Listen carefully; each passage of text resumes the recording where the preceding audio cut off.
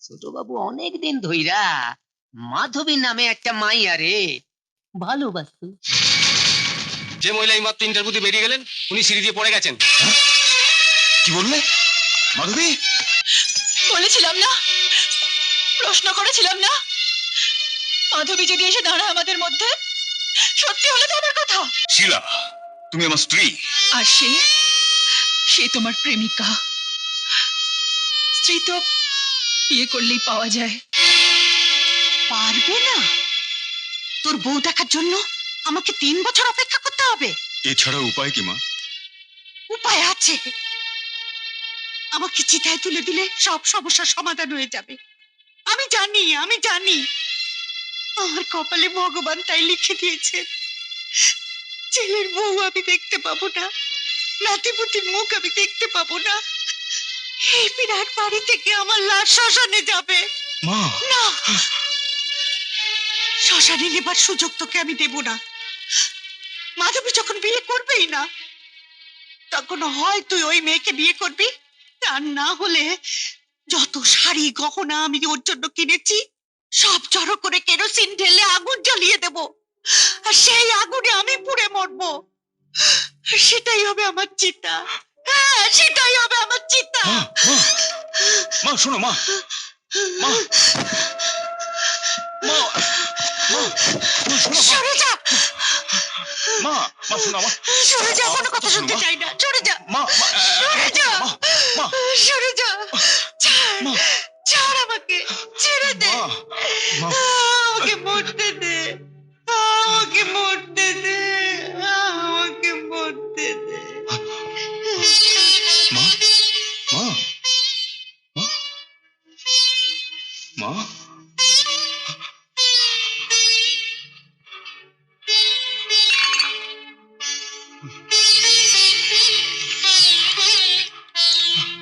মা মা গো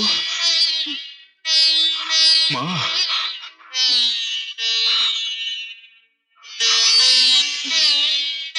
মা গো আমি আমি আর অমত করবো না মা। তুমি তুমি যা বলবে আমি আমি তাই করবো মা। আমি তাই করবো মা।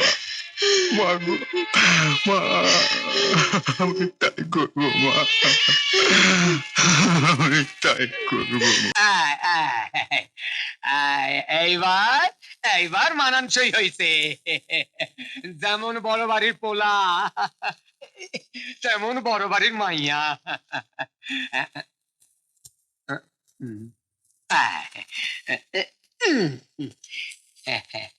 আমি হইলাম কর্তামার আপন মাস্তুতো ভাইয়ের আপন শালির আপন ননদের আপন পোলা।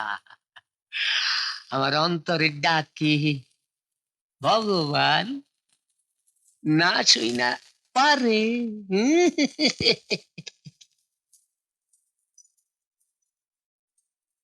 নমস্কার বৌদিমণি, নমস্কার।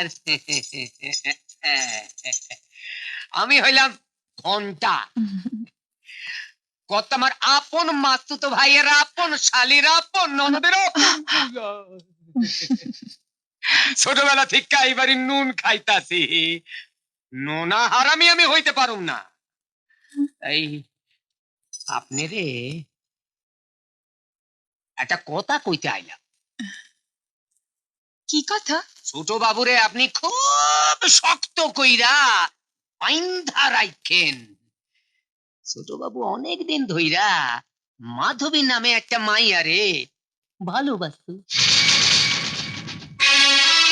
আপনার সাথে এর কোনো তুলনাই হয় না। আপনি ইচ্ছা করলে ছোট বাবুর মন থিকা হের নামে কেড়ে মুছা দিতে পারেন। আপনি এই মিনতিটাই করতে আইলাম। এই বাড়ির সুখ শান্তির মধ্যে মাধবী যেন ঢুইকা না পড়ে। আসি গো বধূ, আসি আসি।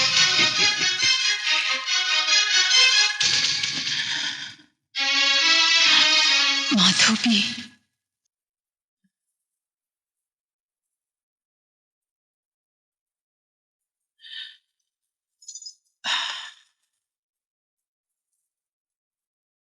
কি হয়েছে?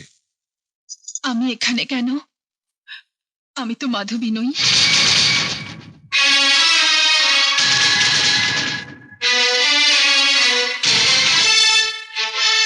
কোনো মিথ্যে বলো না প্লিজ।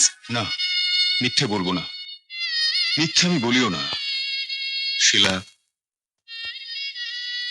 আমার জীবনের পিছনের পৃষ্ঠাগুলোর নাম মাধবী, যে পৃষ্ঠাগুলো আমি আর কোনোদিন খুলে দেখব না।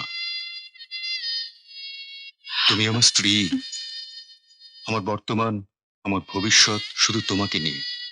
সেখানে মাধবীকে আমিও টেনে আনবো না, তুমিও টেনে এনো না। কিন্তু কিন্তু মাধবী যদি নিজে এসে দাঁড়ায়? অতটা ছোট সে কোনোদিনই হবে না। তবু তোমাকে কথা দিচ্ছি, মাধবী যদি ভুল করেও তোমার আমার মাঝখানে আসতে চায়, তোমার আমার ভালোবাসা দেখে তাকে নীরবে ফিরে যেতে হবে। নাম্বার 6।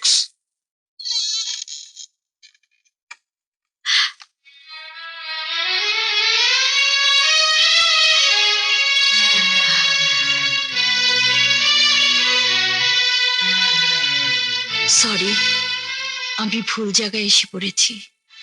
মাধবী, আপনি ওকে চেনেন স্যার? হ্যাঁ, একটা চাকরির ওর খুব দরকার।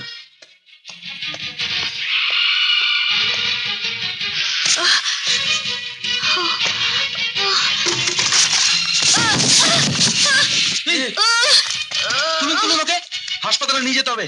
অ্যাম্বুলেন্সে ফোন করুন কেউ তাড়াতাড়ি। স্যার, যে মহিলা এই মাত্র ইন্টারভিউ দিয়ে বেরিয়ে গেলেন উনি সিঁড়ি দিয়ে পড়ে গেছেন। কি বললে? মাধবী, মাধবী, এই দেখি, শুনুন শুনুন শুনুন শুনুন। মাধবী, মাধবী, এই কুইক, আমার ড্রাইভারকে বলো আমার গাড়ি বের করতে, একে হাসপাতালে নিয়ে যেতে হবে। মাধবী, মাধবী। ভয়ের কিছু নেই, শারীরিক আঘাতের চেয়ে মানসিক উত্তেজনার কারণেই ক্ষতির আশঙ্কা ছিল বেশি। এখন জ্ঞান ফিরে এলেই she will be all right. Thank you doctor. কোথায় কোথায় আমার মাধবী মা? কোথায় আমার মা? বাবা। কোথায় মাধবী? হ্যাঁ, কোথায়? কে? আমি দিলীপ। ও দিলীপ, দিলীপ। মাধবী কেমন আছে দিলীপ? এখনো জ্ঞান ফেরেনি, তবে ডাক্তার বলেছেন ভয়ের কিছু নেই, আপনি চিন্তা করবেন না। চিন্তা? চিন্তা ছাড়া আর কি বা করার আছে আমার? এতটুকু বয়স থেকে সংসারের বোঝা টেনে যাচ্ছে মেয়েটা, তার উপর আমি নিজেই তোর ঘাড়ে একটা বোঝা হয়ে গেছি এখন। চাকরি চাকরি করে পাগলের মতো ঘুরে বেড়াচ্ছে মেয়েটা। মাধবীর চাকরি নিয়ে আপনি কিছু ভাববেন না, মাধবীর চাকরি হয়ে যাবে। তুমি কি চাও ও চাকরি করুক? আগে দেখো বাবা, ও আমার কথা কিছু শোনে না। তুমি ওকে একটু বোঝাও, বুঝিয়ে বিয়েটা সেরে ফেলো। তোমাদের বিয়েটা হয়ে গেলে আমার একটা বড় চিন্তা যায়। আগে মানে মাধবী কি আপনাকে কিছুই বলেনি? কি? কি বিষয়? আমি মানে মাধবী এখন বিয়েতে রাজি নয় শুনে মা হঠাৎ করে এমন হয়ে গেলেন, শেষে মায়ের জীবন বাঁচাতে বাধ্য হয়ে আমাকে। কি বাবা, বাধ্য হয়ে কি? আমি তো বিয়ে করে ফেলেছি।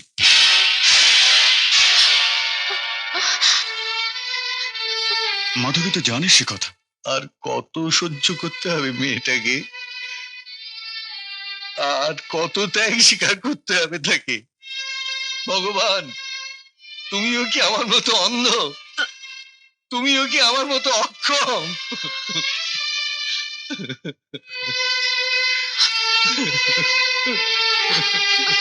প্লিজ প্লিজ থামুন, পেশেন্টের জ্ঞান ফিরেছে, কান্নাকাটি করবেন না প্লিজ। দিদি, বাবা, মা, মা, বাবা।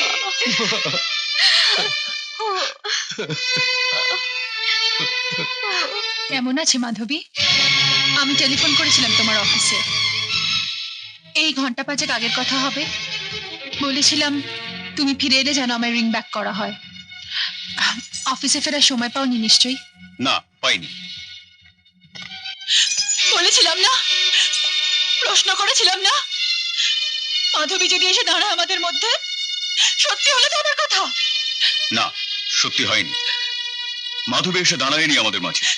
তাহলে কেন গিয়েছিল সে তোমার অফিসে ইন্টারভিউ দিতে? আমি তোমাকে কি করে বিশ্বাস করাবো যে মাধবী জানতো না ওটা আমার অফিস? আশ্চর্য, যে তোমার সঙ্গে এতদিন প্রেম করেছে সে জানতো না ওটা তোমার অফিস? হ্যাঁ, জানতো না, কারণ অফিস আমার ব্যবসা, আমার বিষয় সম্পত্তি কোনো কিছু নিয়েই তার আগ্রহ ছিল না। এই কথা তুমি বিশ্বাস করলেও আমাকে তুমি বিশ্বাস করতে বলো না, কারণ এইটুকু জানার জন্য কোনো বাড়তি আগ্রহের প্রয়োজন হয় না। আমাকেও তো তুমি অনেক কিছু জানাওনি, কিন্তু আমি কি করে জেনেছি বলো? শিলা, তুমি আমার স্ত্রী। আর সে তোমার প্রেমিকা। স্ত্রী তো বিয়ে করলেই পাওয়া যায়, আর প্রেম তো হয় অনেক সাধনায়। মাধবী সত্যিই জানতো না যে ওটা আমার অফিস।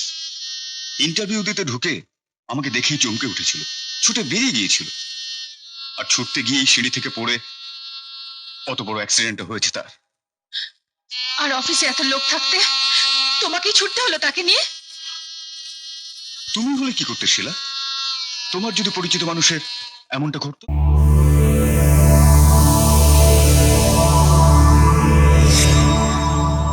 এমন আরো অনেক ভিডিও দেখতে এই চ্যানেলটি সাবস্ক্রাইব করে নিন এবং পাশের বেল আইকনটি প্রেস করে দিন।